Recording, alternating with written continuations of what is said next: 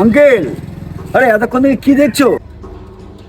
আর বলিস না বাবা, এই শপিং মলটাকে দেখছি, কারণ আমার ভালোবাসার মানুষটার এখানে আসার খুব ইচ্ছা, কিন্তু পরিস্থিতির এমন একটা চাপে পড়ে গেছি, তাকে কিছুতেই আমি এখানে আনতে পারছি না।